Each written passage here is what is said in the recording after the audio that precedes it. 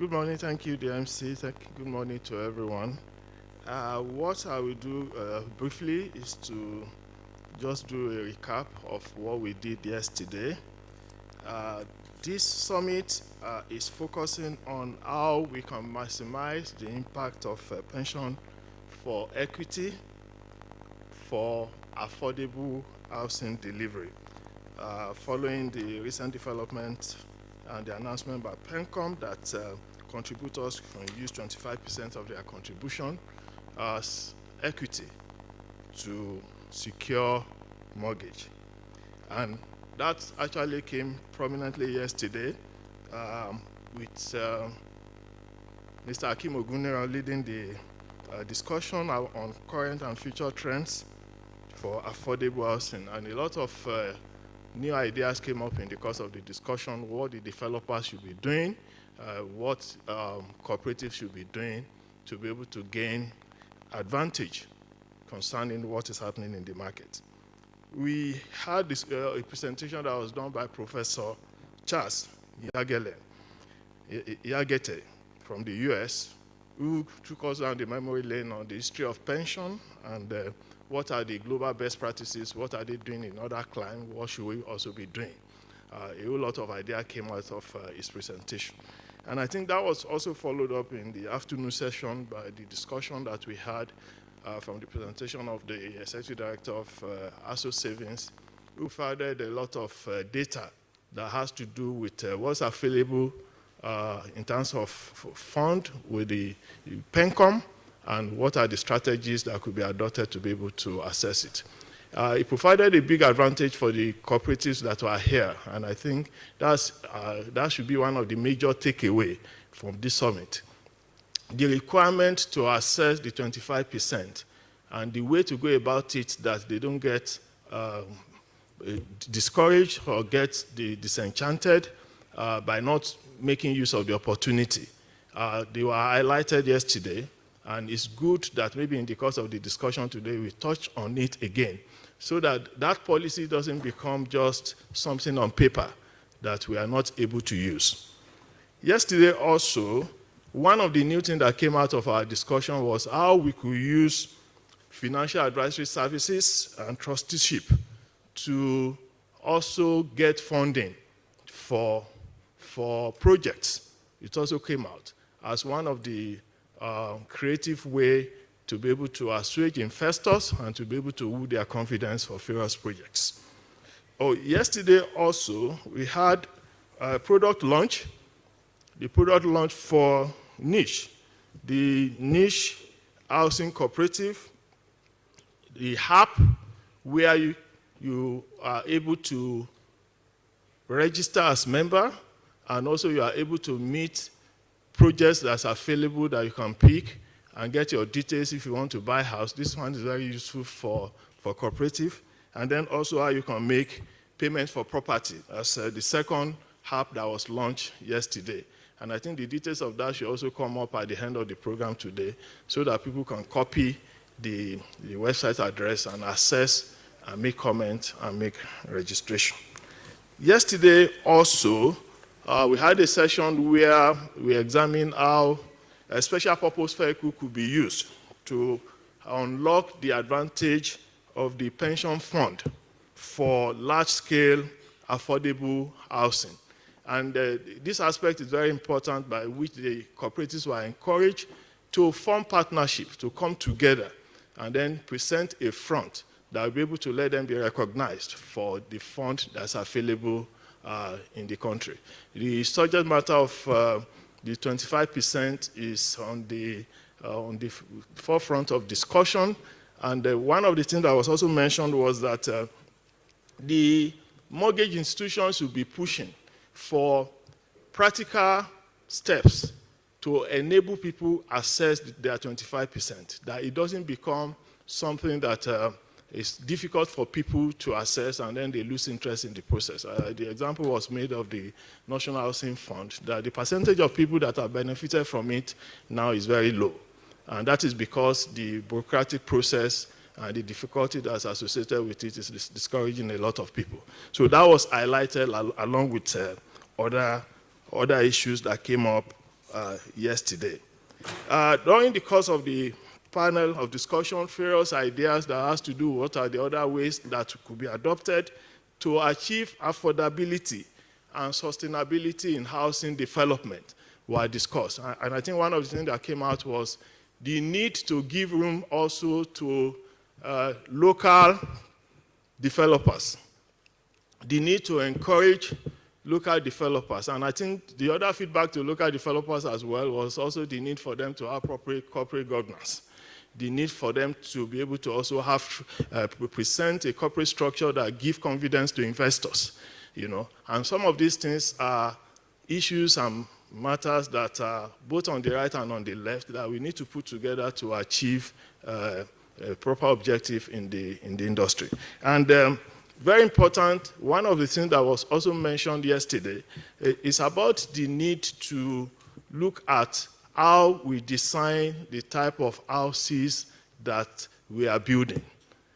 And that it's important that our orientation needs to begin to change in Nigeria. In a situation where everybody wants to live in a very large house, and then you start a project, you can't finish it, and when you get to 60 years old, you are not able to get some part of your building, and it's just a waste. So it was mentioned severally yesterday that the importance of redesigning to have studio houses that have minimal facilities, and it reduces costs and makes it available. Is very important. So this goes to everybody, both the consumers, the people that want to build houses. Unfortunately, in this part of the world, until you have a very large sitting room and you have so many toilets in the house, you have not arrived. So I think that orientation needs to begin to change, and then the supply needs to begin to address that as well, so that we can have houses that are affordable, that the costs are minimal, the delivery time is short, and then it also meets the need of people that need to use it. We look forward to other very interesting sessions this morning where we are going to gain more insight on the theme of the summit. Thank you.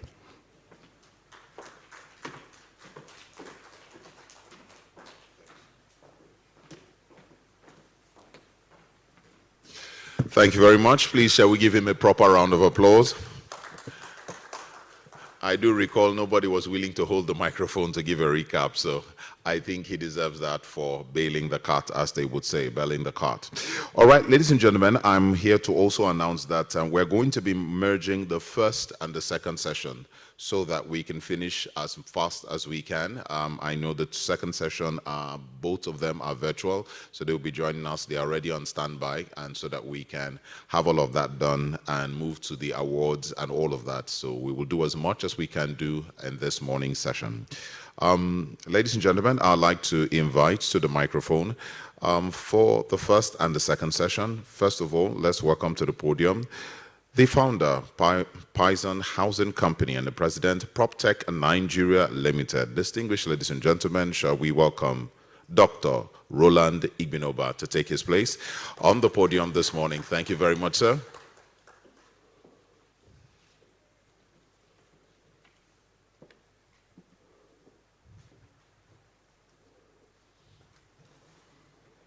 Thank you. In Nigeria, we have and he will be talking about leveraging technology for affordable housings. One of the things that came up yesterday is that at the point we are, technology needs to play a better role and a more effective role, from the design stage to the sales, to the marketing, to the final finishing of the products that we have, to ensure that we have the most affordable. Because if it's going to be affordable, we're going to have to find ways to do things more efficiently, securely, and financially safe for everyone. So thank you, sir. Next, I'll be inviting to the podium to talk about optimizing emerging opportunities in Nigerian banking sector, because we need to understand that we have a lot of things in Nigeria, but one of our biggest problems is that these things are not optimized. They are just general. They are too loose, and therefore there's too much wasted. There's no efficiency, and we cannot afford, or we cannot achieve affordable housing if there is no optimizations of the systems, processes, and that we have. And in that regard, we would like to welcome on stage the Group Head at Strategy Performance Management from the Federal Mortgage Bank of Nigeria. Shall we welcome, ladies and gentlemen, with a round of applause, Mr. Oladapo Fakeya to the podium for his presentation. Thank you very much, sir.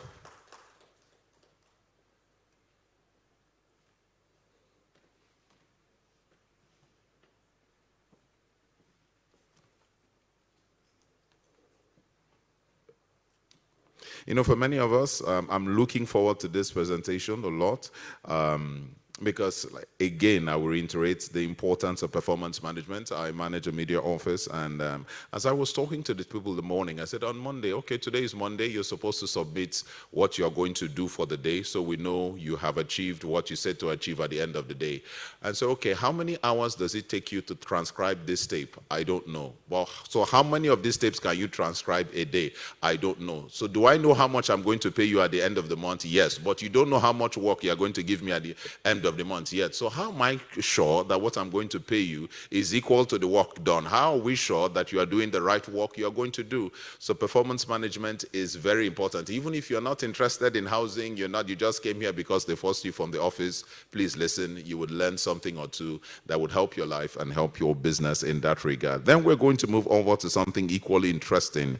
Financing future cities, leveraging private and alternative investment plans. Now, this is very important because if you're going to talk about financing, the world is changing. In the colonial era, Africa became slaves because we did not understand that the world was changing. Things were happening outside our shores. We were only comfortable with the food that we eat, the houses that we build, and how many wives we marry. And when the world changed, and though we had all the resources that the whole world was looking for, we became slaves in a world where we were supposed to be masters. So this is very important. This is very crucial that we listen to all of these presentations, especially these ones on financing future cities. Finance is a big issue for the way we need to go. Maybe you're not interested in mortgage right now. Listen, gain the knowledge. You'll be shocked where you can apply it and where you can use it. So, distinguished ladies and gentlemen, on this topic, shall we welcome to the podium the Managing Director, CEO, Next City Facilities and Estate Limited, Mr. Olayemi Rotimi Shodimo. Shall we welcome him with a round of applause? Thank you very much, sir.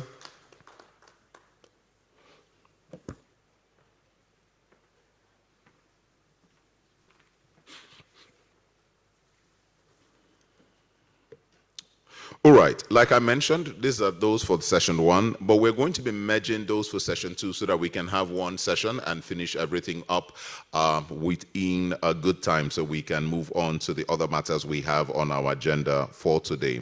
So we will be talking about fintech solutions for housing finance. Yesterday, one of the things that came up is that we need to look for alternatives, new ways. And we know that financial technologies are as a new thing. On your apps, on your phone, you get different people proposing various kind of financial things to you. You can take a loan here, you can get money there, there's bitcoins, there are all kinds of things going on in financial technology. And this is something that we need to explore, we need to understand, we need to learn it. These days, the person that will become a dinosaur is not the person who is old, but is the person who has lost touch with what is happening in development, especially in technology. So we need to keep pace with the opportunities that the technology can bring us, financial technology in this case. And to deal with us on that is the Chief Operating Officer, FinTech Nigeria, Dr. Babatunde Obrema, Chief Operating Officer. Shall we welcome him? And do we have him on Zoom? He's not yet there. Okay, please send him a reminder. We've introduced him, and we will be having him immediately. Is Tony Lang online now? Okay, I thought they were online. Also, we'll be having them. They will join us shortly. They were on earlier on. I think when the event had not started, they logged off to attend to other matters. Digitizing cooperative for effectiveness and efficiency.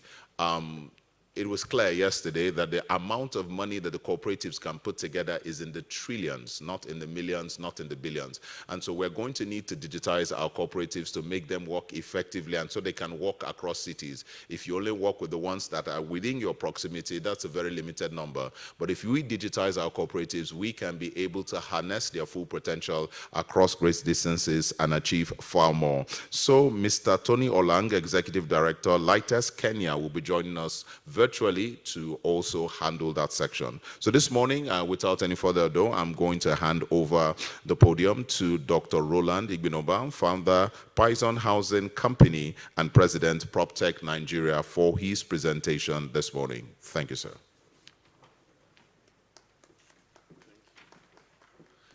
Thank you very much. Good morning, ladies and gentlemen.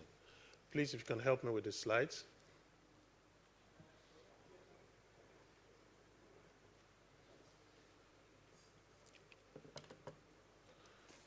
So yesterday we launched 2 products, the niche housing co-op and also the prop payment, just as a way of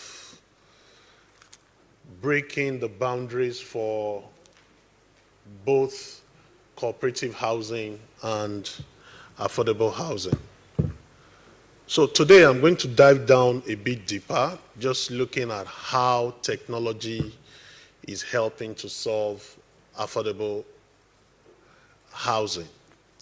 And I think before I start, I need to make a caveat that even though 3D is being currently used for housing, for printing housing in emerging countries or in countries like some parts of Europe and Asia, that technology is also coming into the country at the moment where you can literally print houses. But what I'm going to be talking about most of is how technology is helping circular economy. I talked a bit about it yesterday. It's helping circular economy and taking us to net zero, and also just unlocking the residential real estate assets that hitherto are not being used. Sorry, what about the slides? That are not being used. And so, why is this important, right? 2 years ago when COVID struck, we never thought that things could be this way. Today we have people joining conferences via Zoom. And somebody mentioned yesterday that when they said we should stay at home, some people didn't have home to stay during COVID. Okay, so that also underscores the fact how technology has improved housing. So really, COVID has brought about, or has really made evident, that we are in a strategic inflection point. And I like to make note of this every time I talk about technology, because when you are at a strategic inflection point, 2 things happen. Some people want to go with the change. Some will resist the change. And what you find is that when people resist the change, there's a downward trend.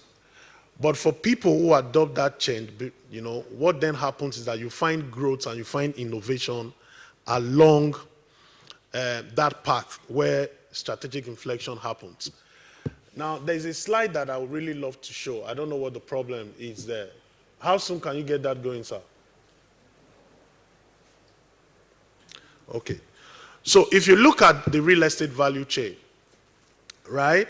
So you start with what is the process of building your house, whether you are a real estate developer or you are an individual who's just building your house.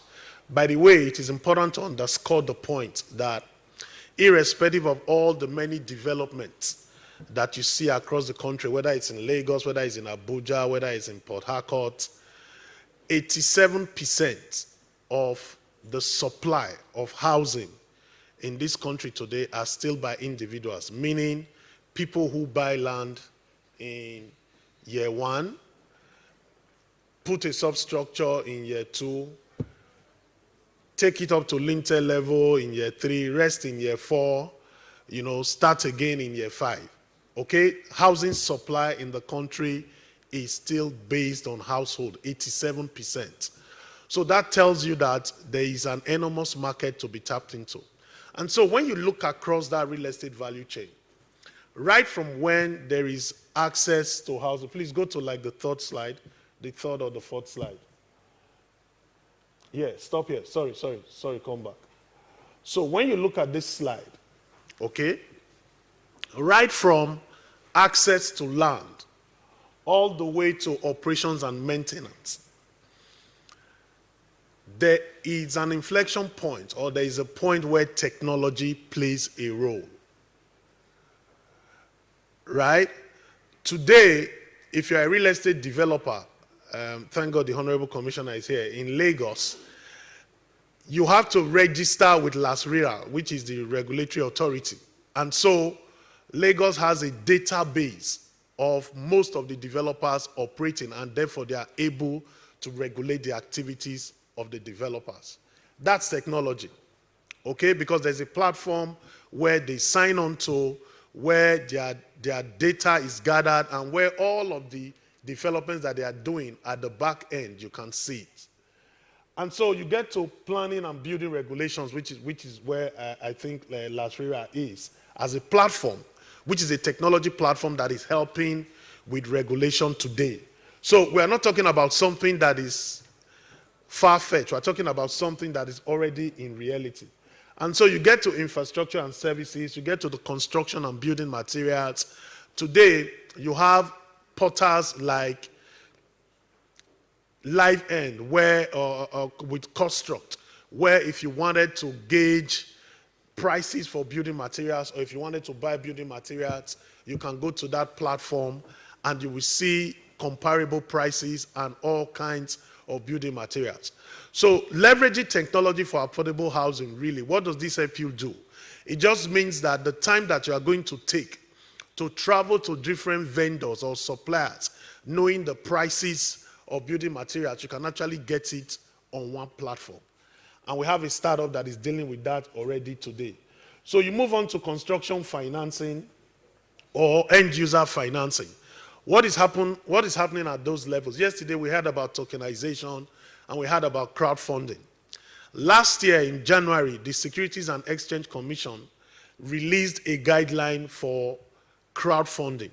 So it means that if you are a developer today and you wanted to raise financing, you can actually go to crowdfunding intermediary portal and put your project on that portal, and you can raise money from people, from development. So if we talk about tokenization, in May this year, the Securities and Exchange Commission also released a guideline and a regulation on digital assets. So it means that you can actually start to tokenize real estate. What does that mean? Breaking down the units of a real estate into tokens that you can then get financing for. So across this real estate value chain, PropTech is playing a critical role. And I thought that it was important to show this mapping, just to understand when we say PropTech or when we say leveraging technology in real estate, what exactly are we talking about? And when you come to rental property, whether it's the operations and maintenance or rental property, I gave an example yesterday of how you probably have 70% of properties in highbrow areas, being empty. And what has happened is that we have startups, PropTech startups nowadays, who are helping to solve that problem. So what typically happens is that they take up the bulk of that property, and rather than letting a 4-bed that is 15 million naira per annum, they take that property and they can let it out room by room. And so you have mid-level and senior managers, even experts, who live in those kind of apartments. And so what are they doing? What is happening, really, is that you find that technology has taken some of these empty apartments and they are beginning to create, make them useful. And there we are talking about circular economy. It's like saying that when you get to the end of a product, you can reuse. When you get to the waste of a particular product, you can take that waste, recycle it, and use it again for another manufacturing concern. So that's basically how technology is being leveraged across the real estate value chain. And as I next slide, please.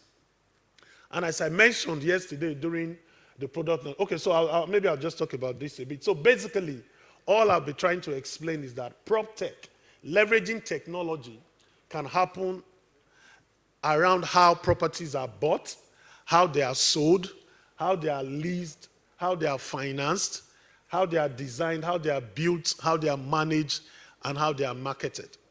That's basically what that slide of the real estate value chain is trying to explain. Next slide, please. And so, like I mentioned yesterday, we have over 150 prop tech startups in the country today. And you can approach any of them depending on the kind of solutions that you want or depending on the kind of mileage you want to achieve.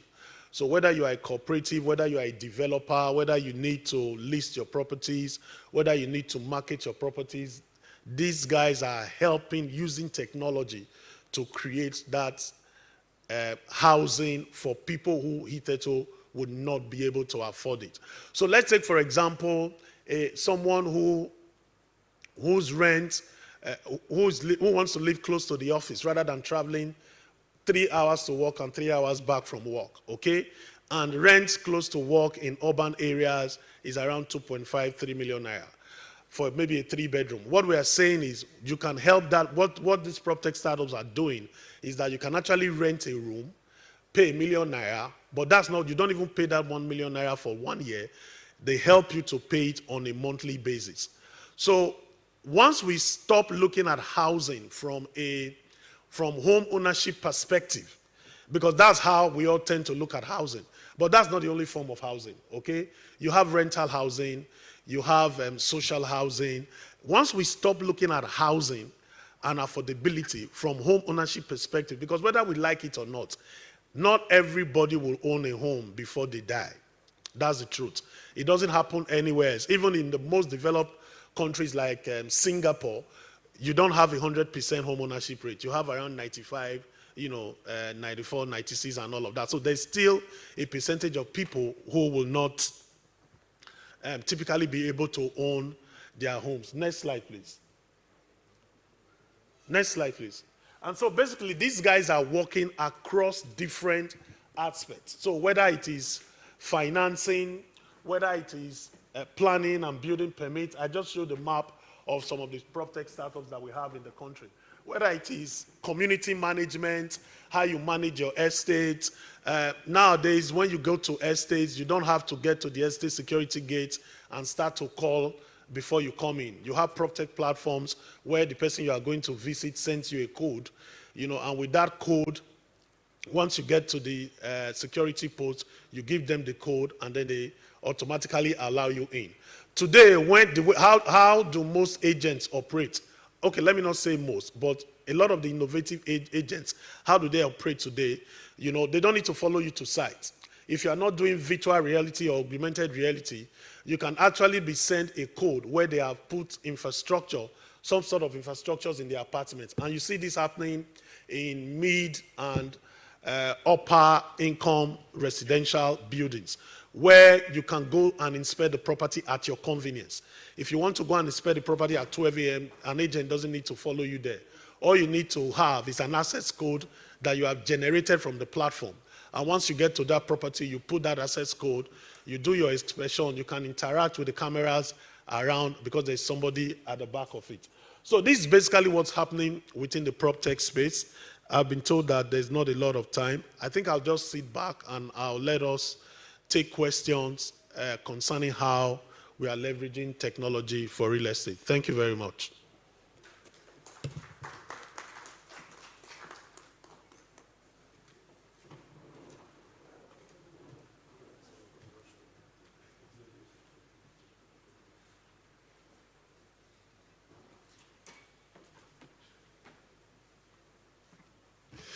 Thank you very much, sir. Wow. He blew our expectations. All right, so ladies and gentlemen, some of us may have questions on that presentation. And so I would like us to write those questions down so that after this point, we will go into ask them. So when everybody has finished their presentation, then we will now take this particular presentation. All right, thank you very much. So we'll move on to the next one. We will be going to optimizing emerging opportunities in Nigeria mortgage sector. And we will be talking to, or he will be making the presentation. He is Mr. Oladapo Fakeya, the Federal Mortgage Bank of Nigeria. Shall we welcome him with a round of applause as he comes up for his presentation? Thank you, sir.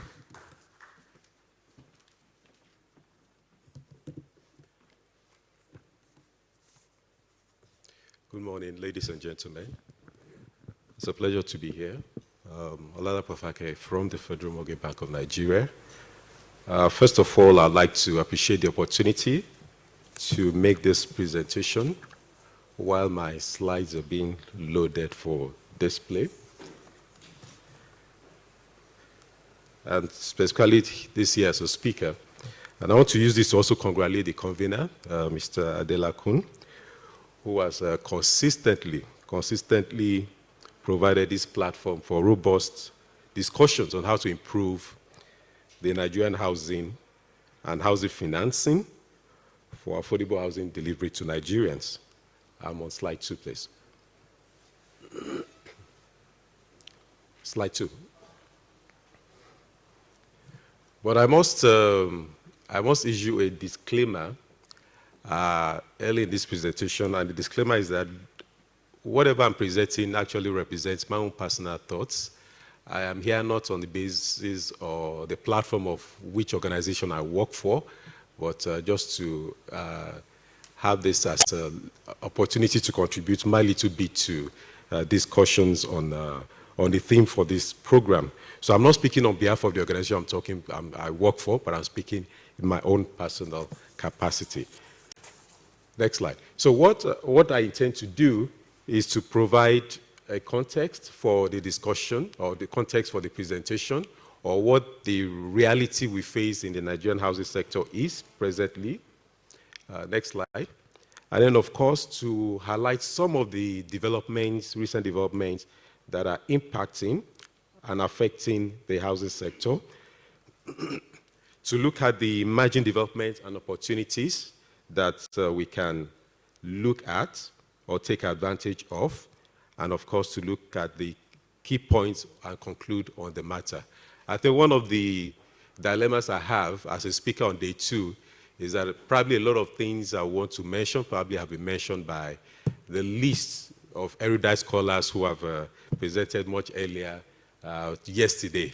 And I was quite impressed with the list of presenters yesterday. So I know probably a lot of things I may have been mentioned yesterday. Can I have the next slide, please?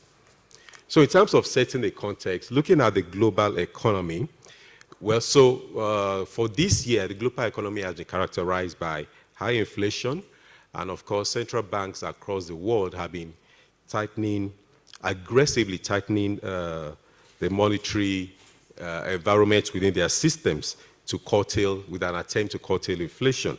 And of course, we have uncertainties arising from the war in Ukraine, and as well as the aftershocks of the COVID-19 pandemic, which we still are experiencing today in the financial market as well. Now, we have felt most of these effects with regards to food prices as well as energy prices across the world. And the inflationary impact of this has been fast eroding, I would say, both household and even national incomes as well. Governments across emerging economies are facing rising borrowing costs. Governments have depleted a lot of their reserves. This is being compounded, the problem being compounded by the issue that you are now facing income challenges, you have to borrow, and even when you have to borrow, the cost of borrowing for governments is rising. And Nigeria is a good example of that. And so you are facing a lot of capital outflows and a lot of fiscal and balance of payments pressures across the world. Yeah, when we started this year, the global economic growth was projected to be 4%, but the reality that we're seeing now is a meager 2.5, 2.8% growth. So a lot of that expectation has been deflated by the realities that we are facing presently. Next slide, please. Looking at the Nigerian economy coming home, by our second quarter economic indicators, however, surprisingly shows that the economy has been growing or shown resilience despite facing considerable headwinds. For the second quarter of this year, our GDP actually expanded by 3.5%, and up from 3.1% in the first year of this year. So on the GDP level, we're seeing growth. However, other macroeconomic indicators have not been so rosy. For instance, inflation rose in September to 20.8%, and this is the highest we have seen in 17 years. 20.8%, up from 20.5% in August. And of course, the inflation is driven by food, and not surprisingly, housing costs as well, and also utilities, cost of gas, petrol, and all of that, which we all as Nigerians are facing presently. And I think those of us in Abuja are facing it the more because of the fuel prices, and they're having to queue up for fuel. Now, what is not news to every one of us is the fact that the Naira has significantly weakened against foreign currencies, driven by high import costs, low forex reserves, and as well as seasonal pressures, and of course political activities have started, and of course that has also impacted on the value of our Naira against other currencies. Naira against dollar is now 850. I think you need to update yourself on an hourly basis now to know what the Naira is exchanging for. I mean, that's how volatile it has become. Next slide, please. Of course, insecurity still remains top on our list of challenges. That's hindering economic activities, hindering agriculture. And of course, we had the recent floodings in, I think, up to 30 out of the 36 states of the country impacted by it, 1.6 million Nigerians displaced, and fortunately, we've lost over 600 people to the floods. And with a looking towards 2023, the executive have submitted to the National Assembly a budget which looks at positively 80% of the projected revenue coming from the non-oil sector. It's the good news that we are divesting from oil successfully. But we're looking at revenues of around 9.7 trillion. However, the expenditure side is 20.5 trillion, meaning we have an almost 11 trillion deficit. We're going to spend more next year, more than we're going to earn. So that means government will have to borrow.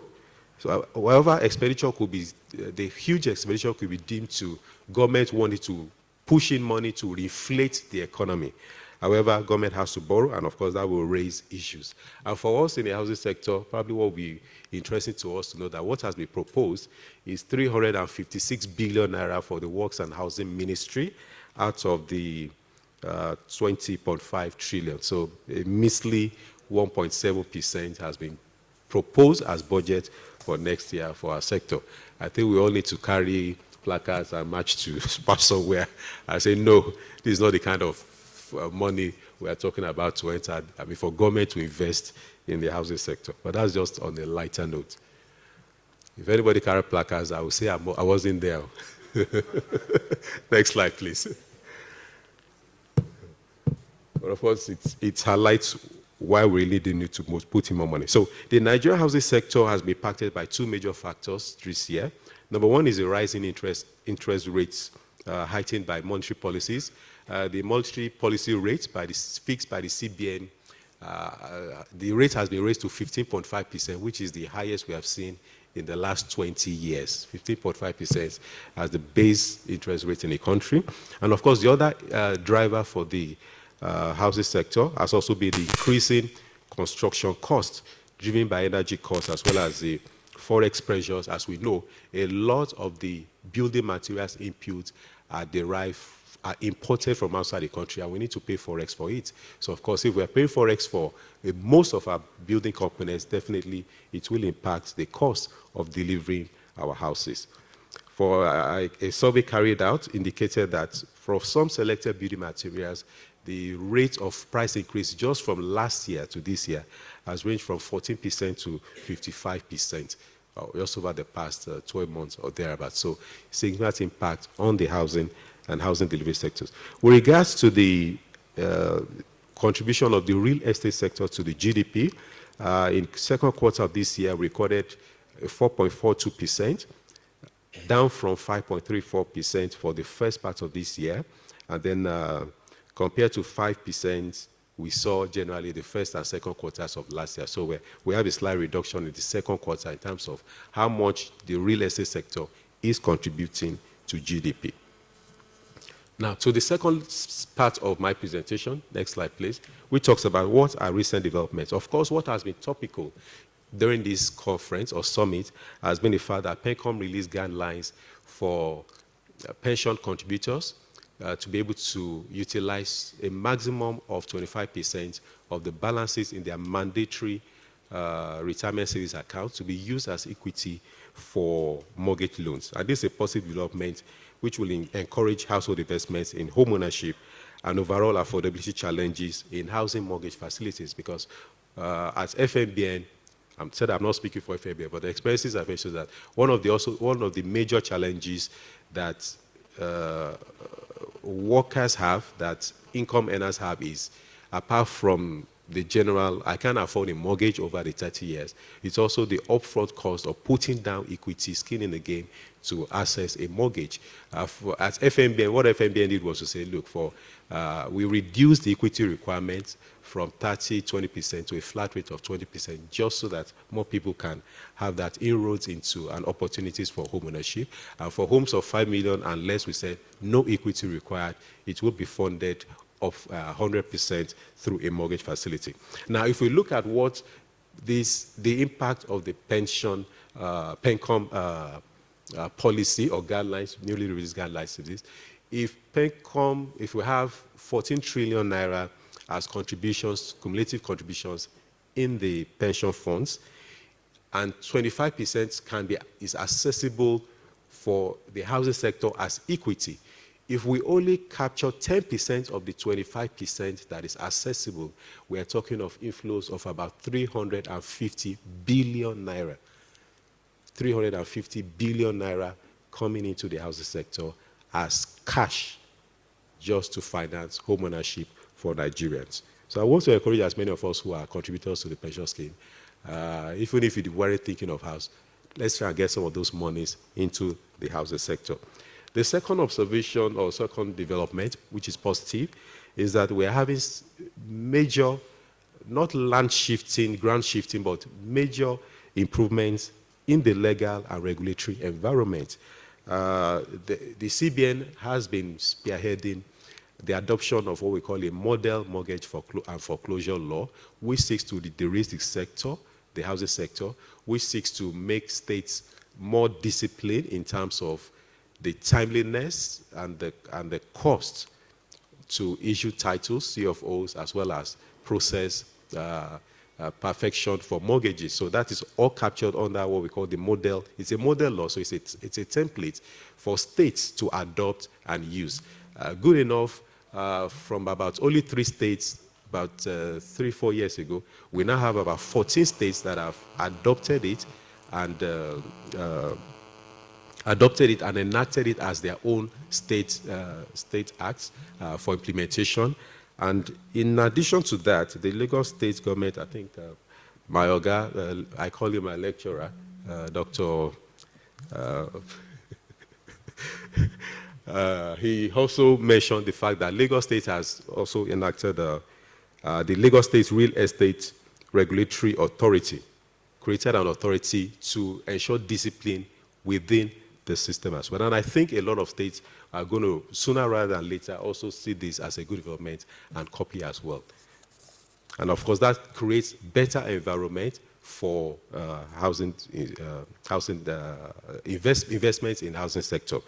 Another thing that we can observe, next slide, is the fact that there has been some activity on the capital market level.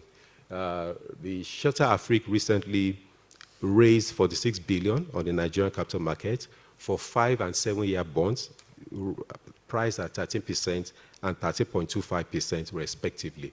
So that shows at least the capital market is still active in terms of injecting funds into the housing sector. Yeah, but the pricing is quite high. If you get your funds at 30%, how much are you going to mark up? So, and then to on-lend and of course to cover the cost of the transaction, cover cost of operations, and then make some significant profit at the end of the day. So that can give us an idea of what the cost of funding will be for those who are going to be beneficiaries of the funds raised. And of course, it also extended the facility to Mixta Real Estate PLC to fund up to 8 billion for its project investments. Now, taking a look at some of these developments, and so what does it really pertain? What are the emerging developments, and what are the opportunities for us? Can I have the next slide, please? I must also mention, and I think it has been mentioned, the central bank has also said, look, if you have cash at home, you better take it to the banks and exchange it, because we are reviewing the 200, 500, and 1,000 naira notes. And I think from what we see from basically social media, we are seeing truckloads of naira notes. I think I saw one this morning. Somebody was saying naira notes wrapped in Oceanic Bank wrappers. So Oceanic Bank closed shop 2011. So if somebody is bringing money wrapped in Oceanic Bank wrappers to the bank today, it shows how long money has been just sitting somewhere, idle, not doing anything. So I think to some level we can say, yeah, there is some good thinking in that policy. Let all the monies come into the banking system. Let's see if we have more control over the money that is within the economy. So what are we likely to see? Do we now see most people who have, I don't want to use a derogatory word, who have such idle funds, now say, okay, if I don't want to take it to the bank, let me just see where I can put it. And I think one of those good places that such people will think of is, okay, let me invest in housing, buy property, buy land, and put in that idle cash. It's going to stimulate some transactions within the system.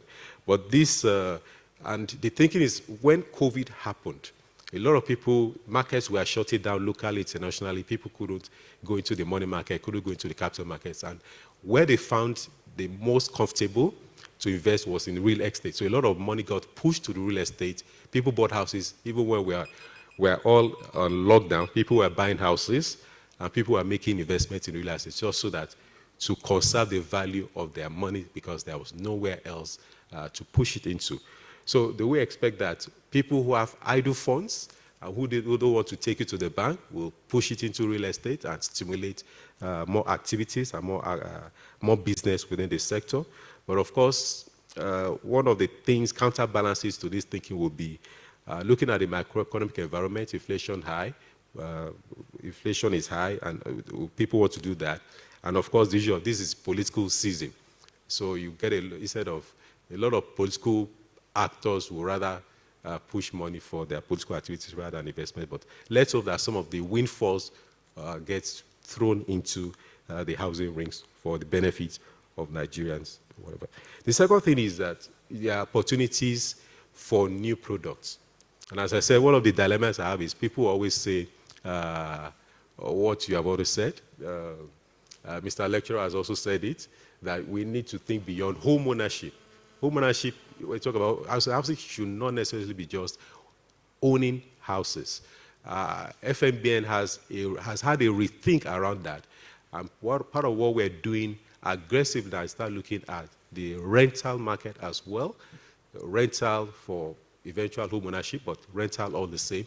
And then, of course, home innovation, home expansion, home upgrading, and all of that, which are still markets. I mean, so people still need money, not just for home ownership, but for a lot of other benefits as well. So we need to take the opportunity.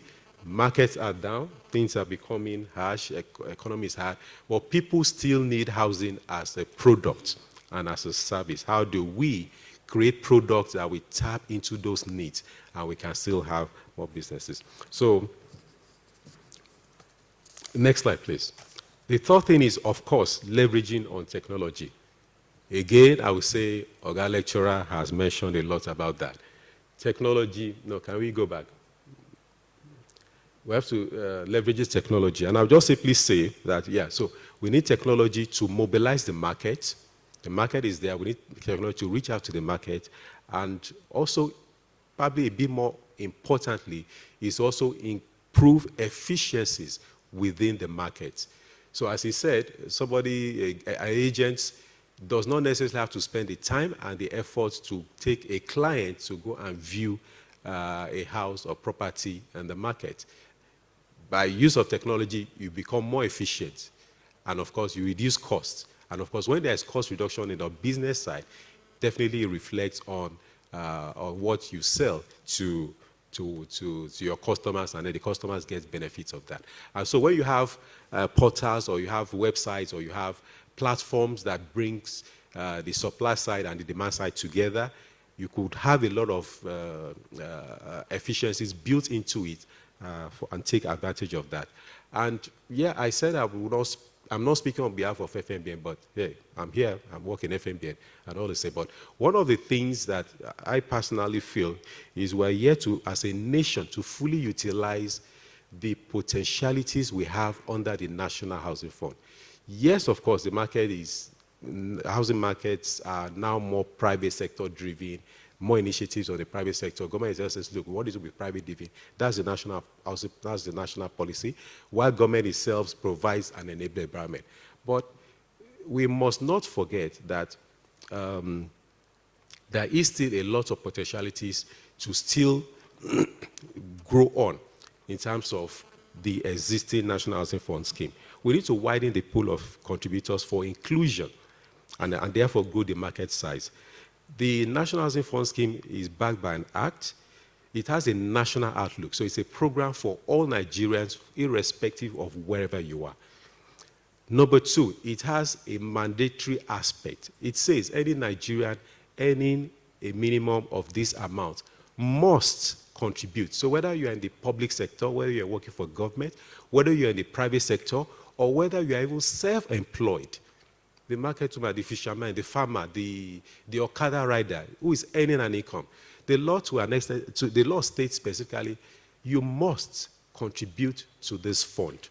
So it has a national outlook, outlook.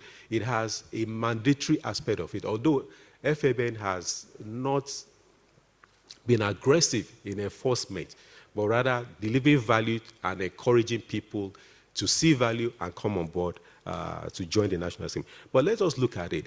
If we have a program that seeks to capture working population in Nigeria to be part of the market, and we're looking at a working population in Nigeria of 70 million as at 2018 or thereabouts. 70 million people across Nigeria in the working pool. So if we could tap into the potentials of National Housing Fund, you imagine just having a ready pool of 70 million people that you know and that have some access, easy access to any financial product for housing. I mean, so those are the things we must look at. And I want to use some international examples just to reinforce these points. Next slide, please. So I'm using the example of Singapore. Singapore has a central provident fund, and right now Singapore has 4.2 million. Basically every Singaporean who is working and a permanent resident is contributing, and as the fund has collected over 530 billion since it has started. It has developed to even providing some form of aid for medical expenses, for retirement benefits, and all and so forth. So that's a very good example. Mexico has two funds, one for the private sector, one for the public sector. I'll round up in the next 2 minutes. Infonavit, which is for the private sector, for Viste, which is for the public sector. And Infonavit on its own, out of every 10 home loans granted in Mexico, Infonavit is a government program for housing, granted 7 out of every 10. 7 out of every 10 home loans granted. And 20% of all the loans it has granted, 20%, 1/5 of all the loans it has granted has been within the past 3 years. So you can see the rapid jump in terms of the growth in market size in which this scheme, the government scheme, is similar to the National Housing Fund. The worker contributes, the employer contributes, and on the basis of contribution, any individual can get access to them. And of course, I'd like to use the example of the Philippines as well. It has a pack, EBIT, which covers 40 million workers and has financed over 500,000 homes within the last 4 or 5 years, and looking at another 700,000 within the next 4 or 5 years as well. So if we could realize the full potentials of the National Housing Fund scheme, I want to assure you that FMN is taking a very hard look at that, and I would probably want to say, as somebody who works in strategy of the bank, probably within the next 12 months, we may see a radically different Federal Mortgage Bank of Nigeria. Radically different. Let's see how we can fully utilize it. As much as, yes, we want to also push private funding into housing and all of that, but the reality is that, next slide, the reality is that the economic environment and business landscape is presently very harsh, and nothing may change significantly for the next 12 months. Globally, we all need to contend with all the things we're having to contend with. So in concluding, we have noted some legal and regulatory improvements that have been observed at state levels, and of course, these have been complemented by new policies in pension management and as well as currency management by regulators in the various sectors, which portend some opportunities to grow investments in the housing sector. We need to leverage on technology. We need to leverage on developing new products, which are critical to growing the market and improving efficiencies within the system. And judging from international experiences, the potentialities for the NHF scheme are huge and must be tapped into, particularly to boost the market at this period in which we may have the private sector may struggle to do much more within the housing sector. Thank you very much for the opportunity to deliver.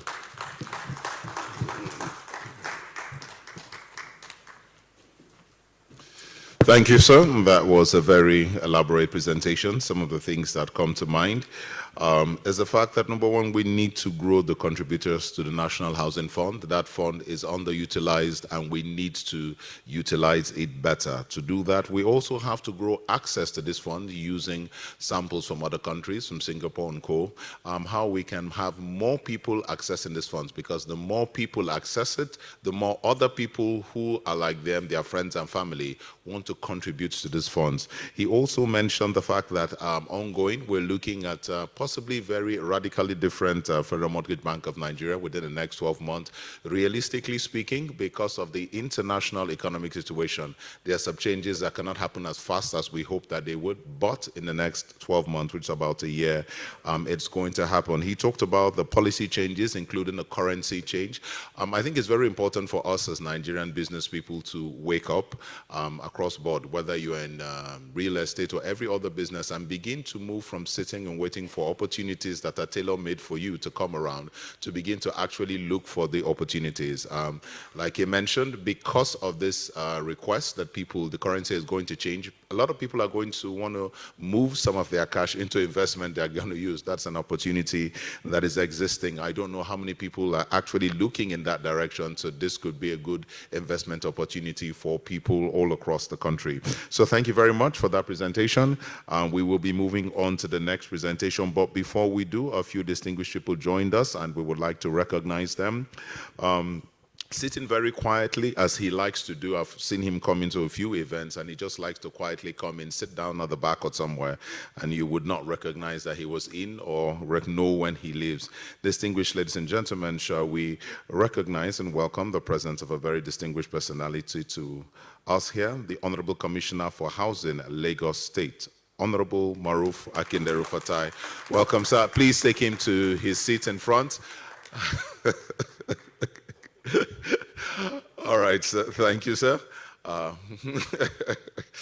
Also seated by him as a very strong contributor. She was at the last year's event, and she was also here yesterday speaking strongly about her constituency, which is ensuring that the contributors have the best value for their money. Ladies and gentlemen, the CEO of Brooks Assets Resources Nigeria Limited, Mrs. Lanre Shola. Shall we welcome her? Thank you very much, madam. It is good to have you here. I do remember very vividly your conversation with the gentleman from the US who was complaining last year about our system here, about it not being, we're not environmentally friendly, we're not this, we're not that. And I like the way you set a few things straight. So this is a new environment. Come to the environment, study the environment, adapt to the environment, and you'll be able to prosper in this environment. Thank you very much. So we're going to be moving to the next presentation, and after that we will join the online people will join us, and then after the two presentations we will take the question and answer. So please note your questions down and the person to which you are asking those questions to. Ladies and gentlemen, for Financing Future Cities, Leveraging Private and Alternative Investments Plan, shall we welcome to the microphone the Managing Director, CEO, Next City Facility and Estate Limited, Mr. Olayemi Rotimi Shodimu. He has 20 minutes. Thank you, sir.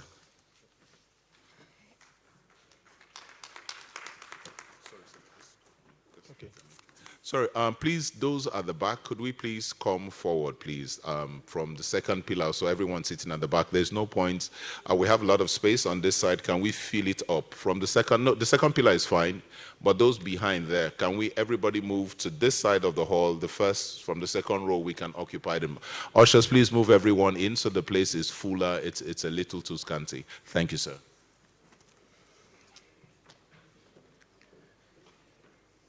Distinguished ladies and gentlemen, it is a great honor and pleasure to stand before you as a speaker of the 5th Affordable Housing Summit.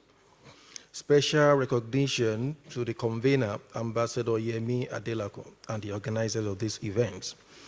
My topic of discussion is Financing Future Cities, Leveraging Private and Alternative Investment Plan. Housing is a basic necessity and the fundamental human right of every human being.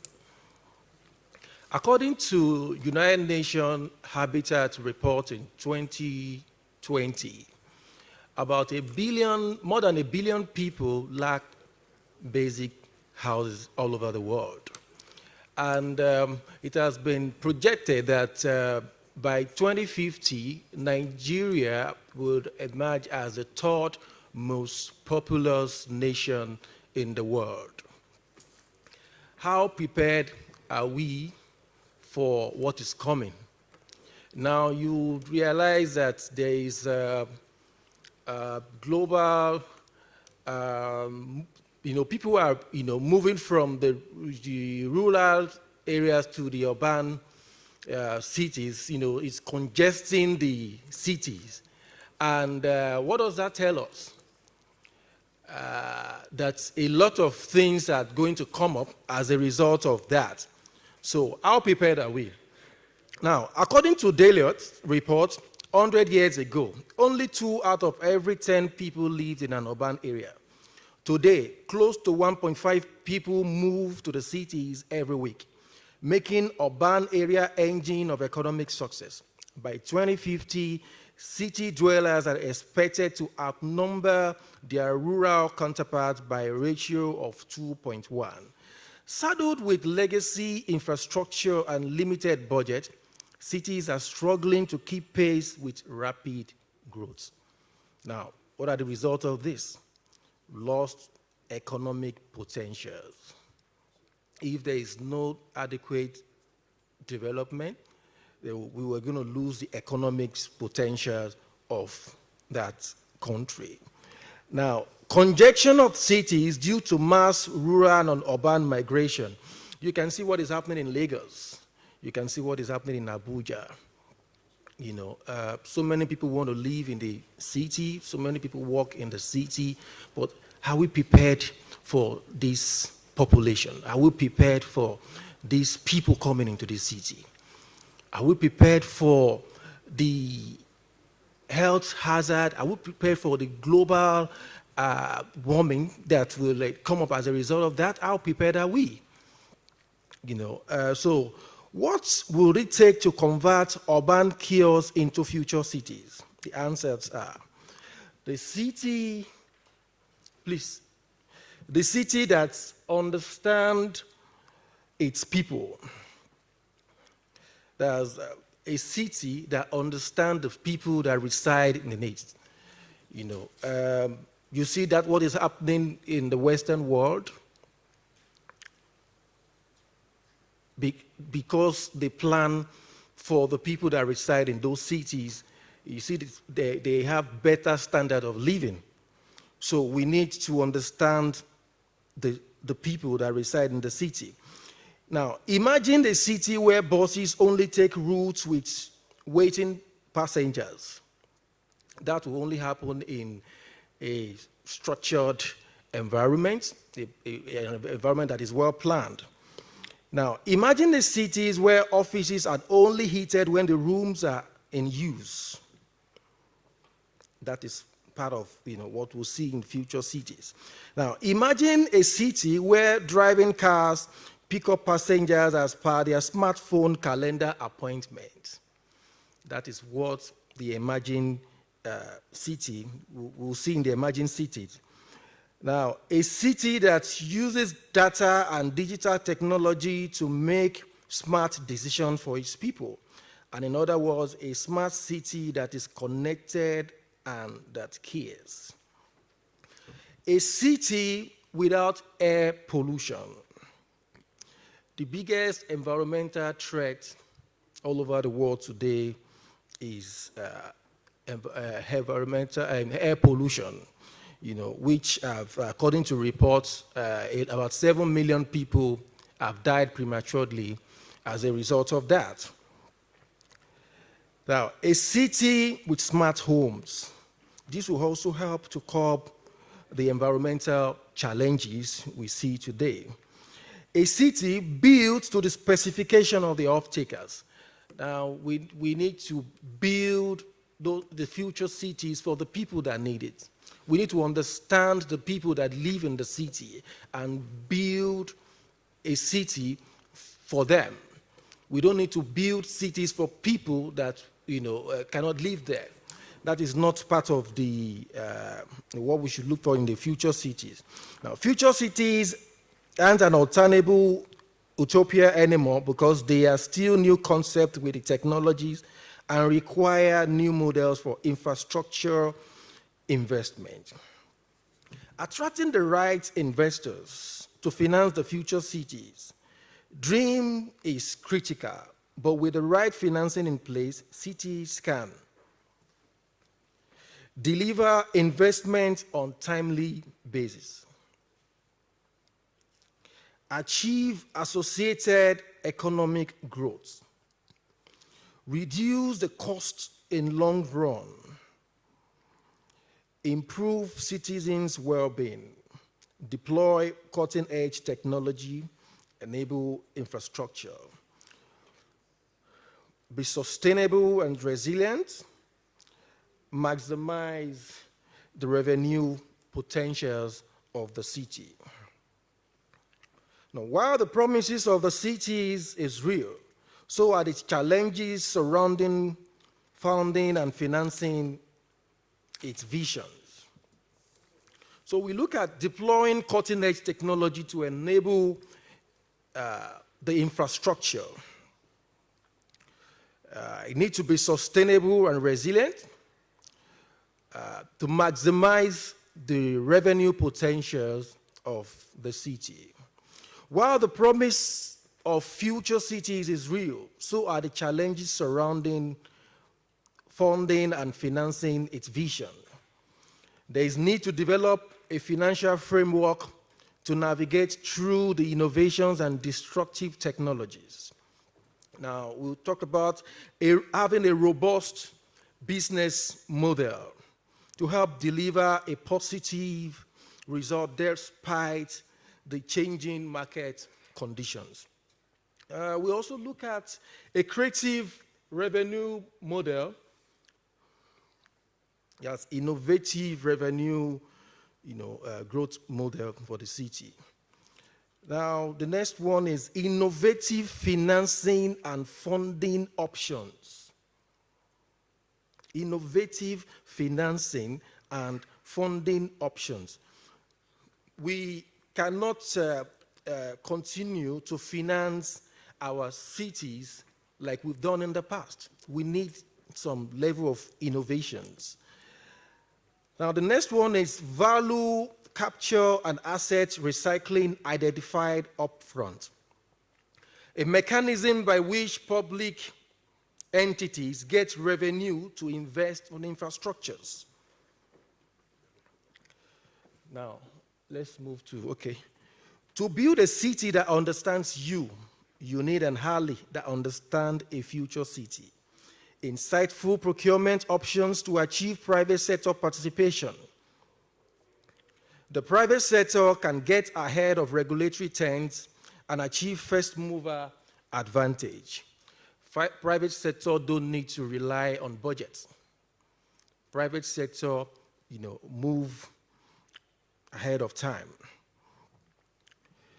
The private sector can get ahead regulatory trend and achieve, okay. Financial authorities, central banks, and large economic blocs are requiring companies and financial institutions with potentially high exposure to climate risk to conduct routine analysis and disclosure, and are moving towards mandatory disclosure of climate risk, mainstreaming climate risk into investment decisions and embedded resilience in company priorities such as engineering, design, research, technology, and innovation. Private sector is resilience through innovative financing approach and business model. Private capital is seeking ways to enable businesses, government, and households to adapt to climate change. For example, there are opportunities to leverage commercial capabilities, a practice common in risk modeling, disruptive technologies, insurance that needs to expand to focus on how disasters affect jobs, firms' competitiveness, and critical supply chains. To leverage the private sector as a source of financing for the future cities, blended finance should be used to produce attractive investment opportunities. Yesterday, the various speakers with Mr. Akim Oguniro, talked about, various financing methods that we need to explore. So I'm not going to, talk about those ones again. I will just, stand on this blended finance. Blended finance is the strategic use of development finance for the mobilization of additional finance towards sustainable development in developing countries. Blended finance attracts commercial capital towards projects that contribute to sustainable development while providing financial returns to investors. Blended finance contributes to faster economic growth. Blended finance offers an innovative approach to mitigating risks and managing returns to create competitive investment opportunities that can crowd in commercially motivated capital at scale. Compared to impact investing and corporate social responsibility, CSR activities, blended finance has the potential to unlock vast capital flows because the private sector investor does not need to be impact motivated. I said that earlier. Investment opportunities are competitive with or superior to market alternatives. This means it can help public and philanthropic parties achieve their development objectives while the private sector achieve the risk-adjusted return requirement. Now, to illustrate the potential of blended finance, an allocation of 10% of Organization of Economic Cooperation and Development Assistance Committee annual funding is US 14 billion US dollar to blended finance solution with an average leverage ratio of 4.7 could crowd in a 67 billion per annum to financing the developing countries. This is twice the current amount of annual aggregate NDB and DFI financing to the private sector in developing countries. Multilateral development banks MDBs and development finance institutions, VFIs, have long worked with private sector, both investing in private sector companies in developing countries and leveraging the domestic and international private sector. So that is, it has been, done in the Western world, and we can see that, it's happening in our nation now. Blended finance is a very strategic instrument.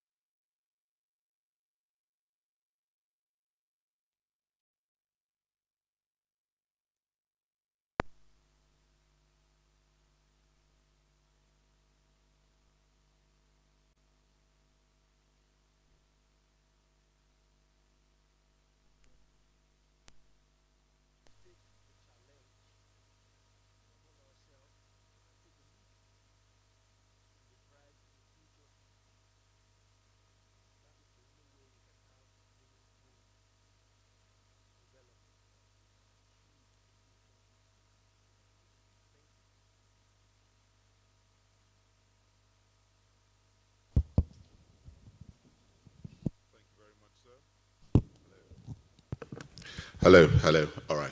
Thank you very much, sir, for that very, very important presentation.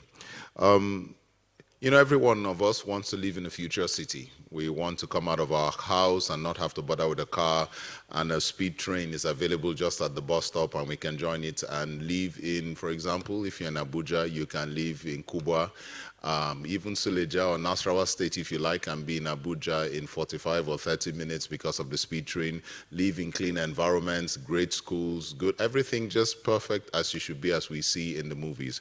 But the thing is, these things will not happen in Nigeria, haven't happened yet in Nigeria, because most people feel it's the other person's responsibility to bring it to pass. So, do you want to live in a modern city? Yes. So how it go happen? It go better, as we like to say. It go always better.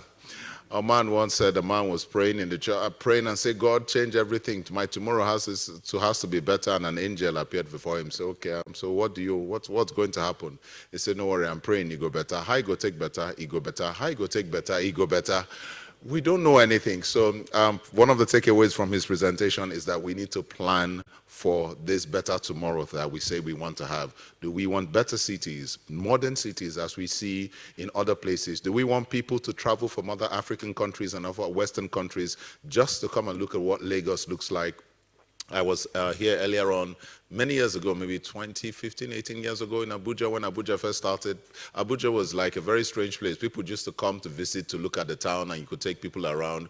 Can we have that again? Yes, we can. But in order to do that, we're going to look at everything from scratch: the design, the people, the environments, the building, transportation systems. Who's going to fund it? How are this funding going to come? Something he mentioned a lot about is we have private sector, but the private sector a lot of times is a subset of the government sector, and it's not operating like a full private sector which is looking for funding and ideas and innovating for itself. Because as Nigerians, over the last decade, we've been dulled into the government to do something for us. I think a speaker mentioned it yesterday. Most of us live up to pursue the Nigeria dream, which is one day I will blow and I will buy a house.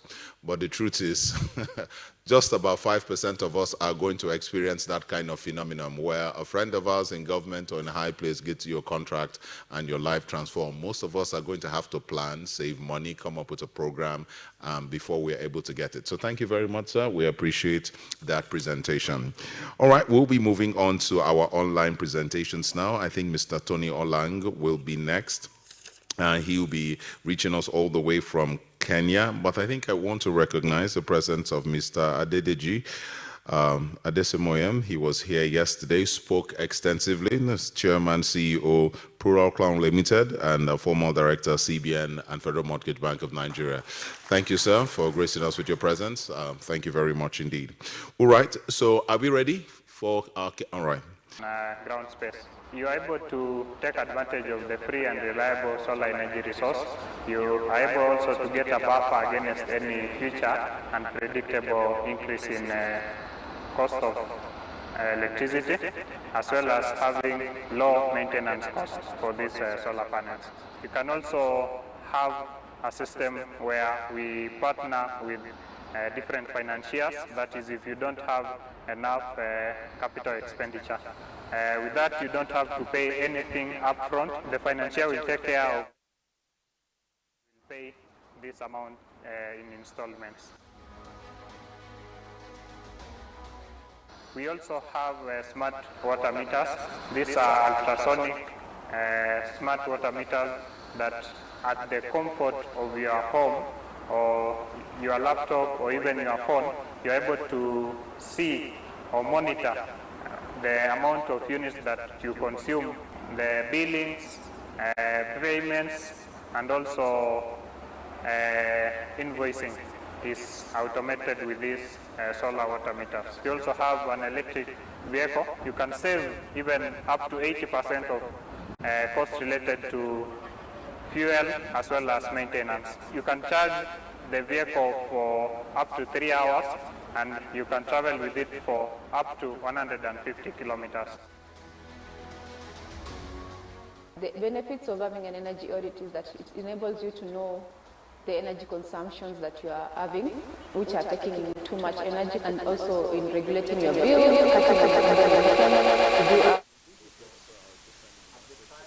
prepared, then you'll just need to apply. All right, sorry to interject. You have about 5 minutes more. Thank you. Yes, I have a clock running, yes. Thank you very much. So you are then able to index, store, retrieve, search, and be able to do workflows. So the way you have files moving within the organization from one officer to the next can also be done on the system. You will then also be able to embed security requirement, your validation, annotation.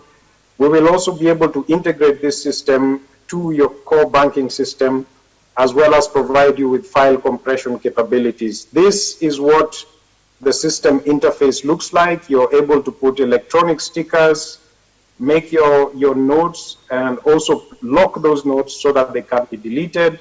It's a fairly easy to use user interface, and I probably would spend too much time in the detail on that one. So what we would have to do when we come on site to establish how and when we are going to deliver your services is we need to establish exactly what it is you need, analyze those requirements, prepare a system analysis document, and then begin software development based on the architectural design that then comes through. And we will move through, train the users, prepare the manuals, and ultimately go live. So that process is presented in a picture here. This is a project where we digitized 100 million documents for the National Registration Bureau.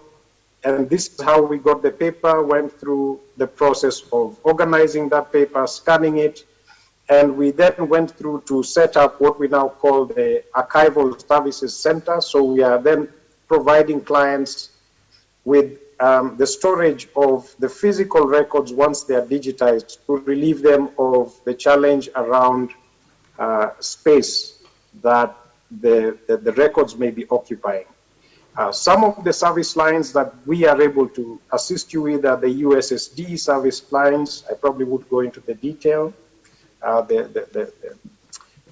The pitch deck will be circulated so we can go through it in greater detail later. We've also developed chatbots. This is where you train a computer to be able to respond 24 hours, 7 days a week, so that the members can communicate.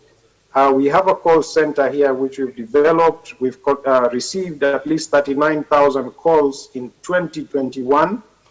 And what the call center then enables people to do is, especially the work from home, the COVID-19 situation, the various staff members are enabled to pick calls from home, and calls that drop or are not received are then able to be logged and returned. So all these details are then provided in the call center. The adoption of technology then also allows for disaster recovery and off-site backup. We have currently backups every 2 hours. We have virtualization going on. Restoration of service is within 2 hours.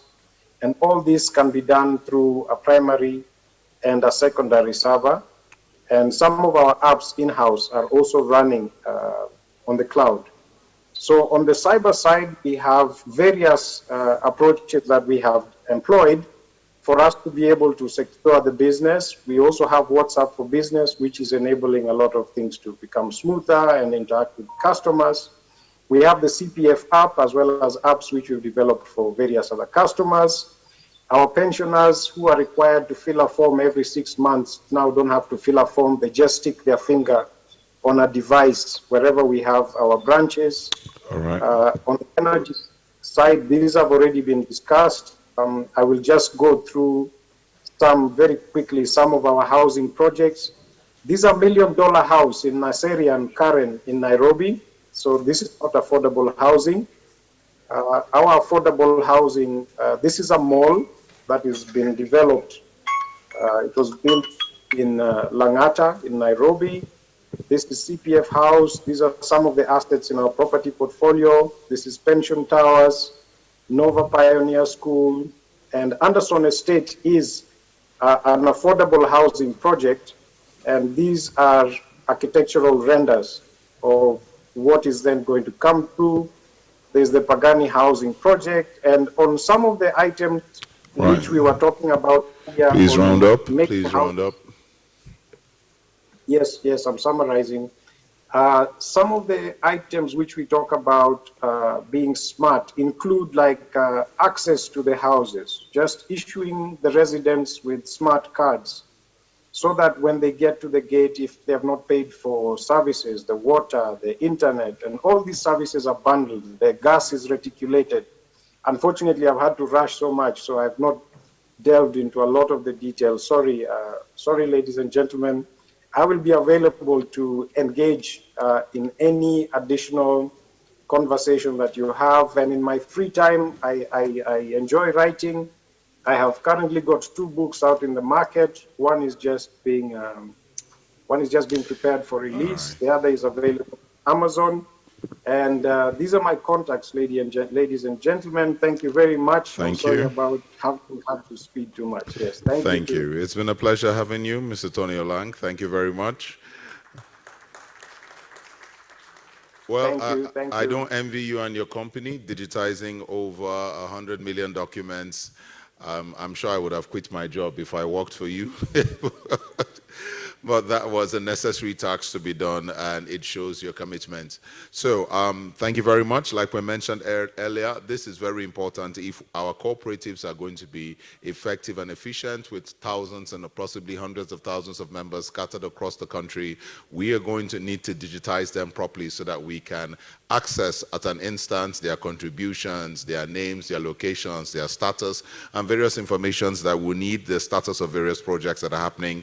And this is important, and this is the way forward for us if we are going to harness and optimize the power of the cooperative societies that we have. And as it's been mentioned, most of the money in this sector will come from cooperative societies. They can do more. If you talk to some of the bigger real estate developers who do luxury buildings, a lot of them will tell you that some of their biggest projects were built by cooperatives from various institutions and businesses, oil companies and other companies, and that's where a lot of the money comes from. So we need to ensure that we do that. Right away, we're going to go for the next presentation on fintech solutions for housing finance.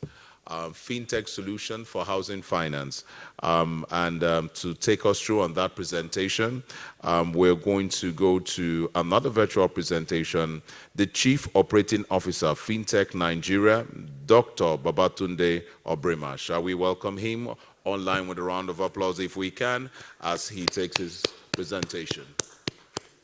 Thank you, sir. Yeah, good morning. Good afternoon. Can you hear me? Yeah, we can. Media, we can't see him yet. Okay. Hi, good afternoon. Yeah, good afternoon. It's a pleasure to be here. I'd like to thank Dr. Delapon for his persistence to ensure that I'm here this afternoon. I'll just go straight to my presentation. Can I share my slides, or are you going to share from there? The Bank of England Governor 26 said there is more than a week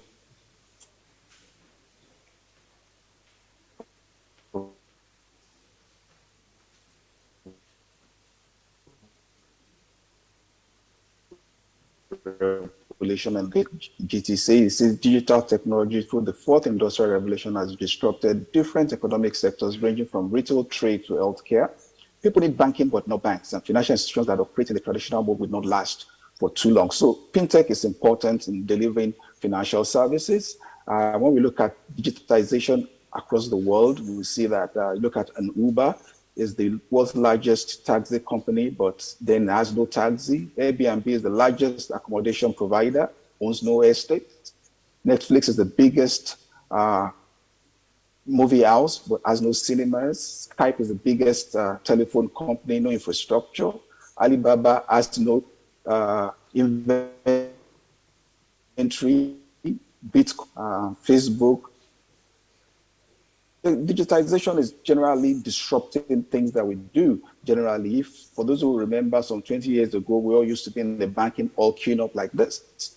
But then we can sit in the convenience of our houses and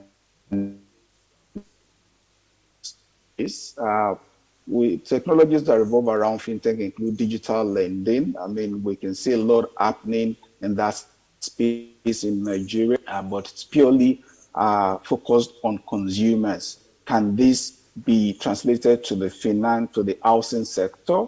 That's a big question that blockchain is fundamental to creating absolute trust in records. And I think that that's where the housing sector comes in. How can we use blockchain technology to be able to solve a lot of the problems we have within the housing sector and link it to finance? There are other things like open banking.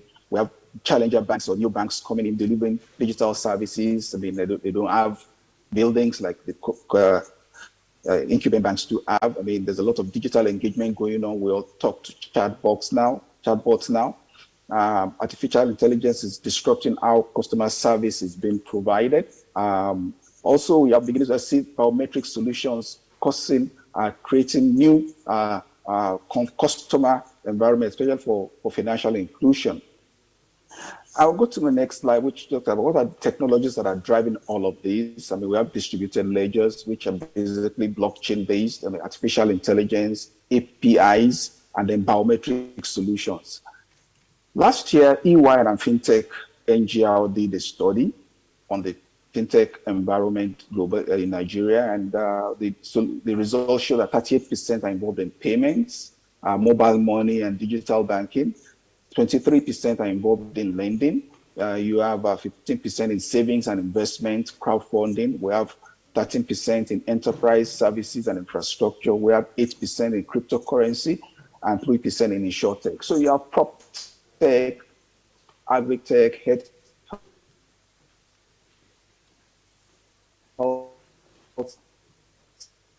tech,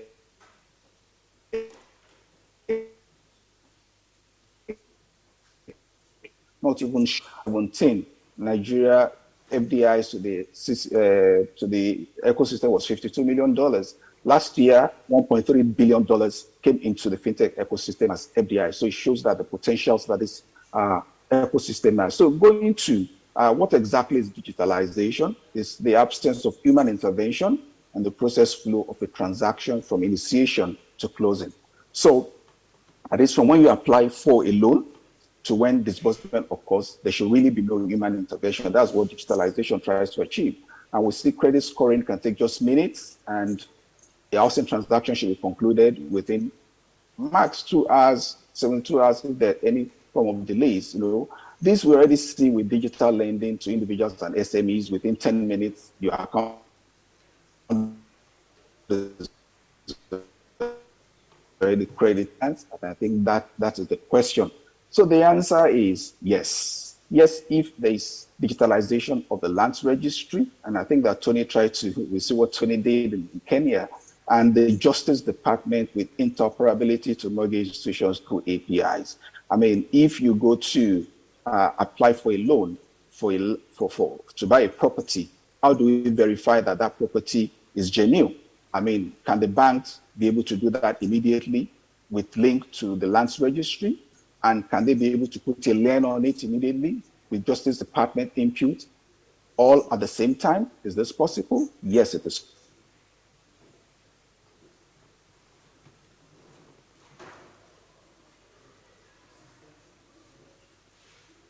In them to be able to do that, within 2 years, we're able to achieve this if there's a political will to do it.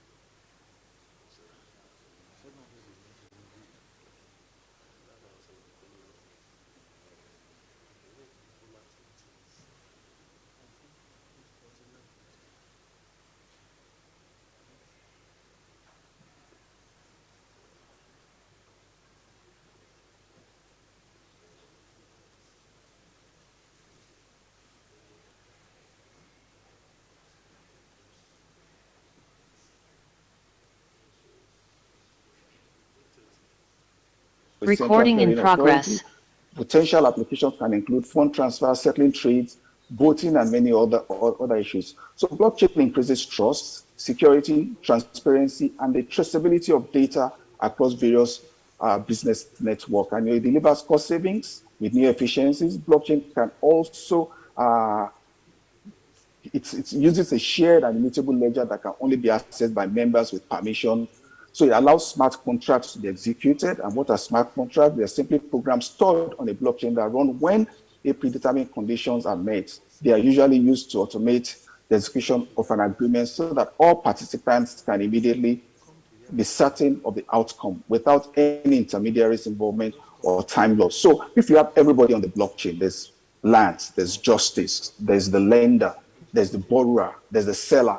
These contracts are executed seamlessly online, transactions that are concluded, and because people want digitalization about convenience. How can you make it convenient for people with very little human intervention? I think that the challenge really is on the public sector end. And I said the political will to be able to do this is to drive fintech adoption in the housing sector. Are we willing to do this? Take the pain to digitize that whole process, even set a deadline from a particular date. All documents will now be fully digitized. So the new documents that are being issued will be digitized, while old ones are now being uploaded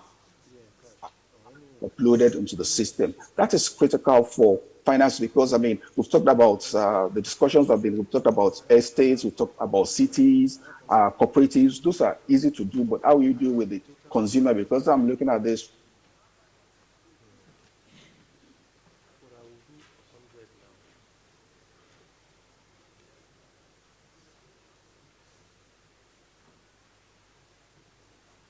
tell my bank, I'm interested in this property. We can create that nexus, and everything, information of the property is established, and right there, everything can be consummated. The lender can verify that these documents are genuine, immediately the transaction, they can debit my account for my equity, the repayment schedule is made available, they immediately ask for a lien to be put on it. So that is, it's something that can be done, but we must have the political will to do it. So what are we recommending? That mortgage financing institutions and fintechs through Fintech Nigeria need to work together to develop a framework for this to occur.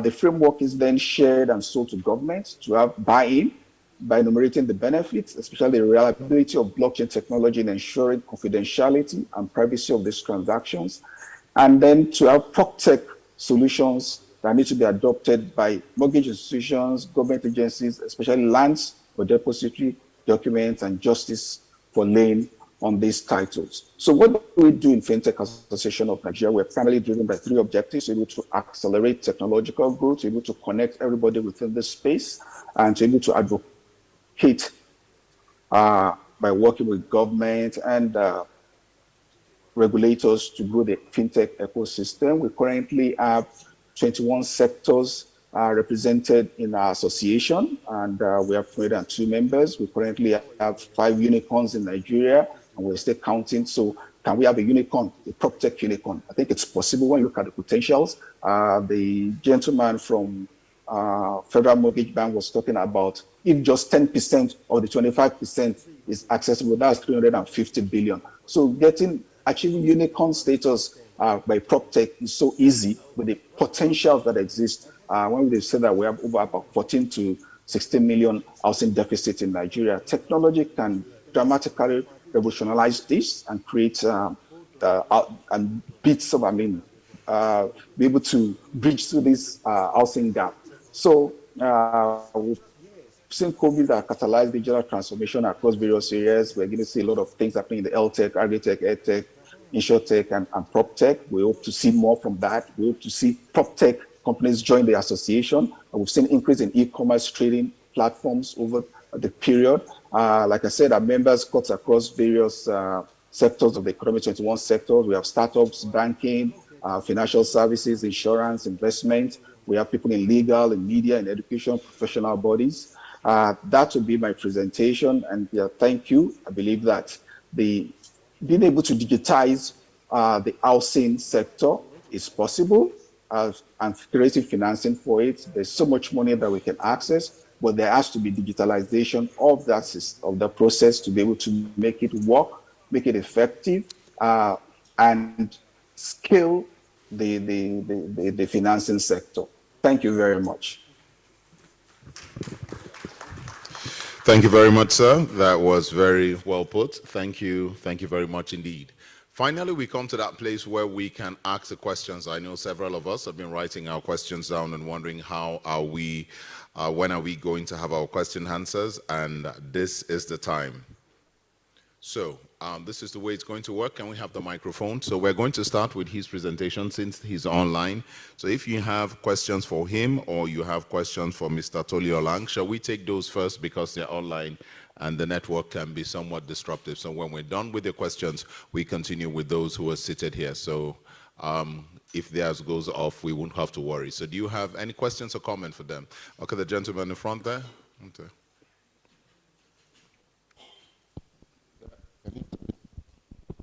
It's on. Okay, thank you. The speaker before this one. Yes, Mr. Olang. Yeah. Mr. Tom. He mentioned 2 books. He just said 2 books. Yeah. And we're interested in if you could do some few second selling points on those 2 books. Okay, what we could do for his 2 books, because those are private, I don't think they're not. They don't have to do with the issue of the summit. I don't believe they are real estate related. So what he will do, he will send the details of the link of the details of those books to the media people, and they will get that across to you for anyone who is interested. So sir, please do, Mr. Alang, do that. Send the links for the books and short bio, and those who are interested in it can get that. Anybody else? Questions, please, for our 2 online presenters who presented on FinTech solution for housing finance and digitizing cooperatives for effectiveness and efficiency.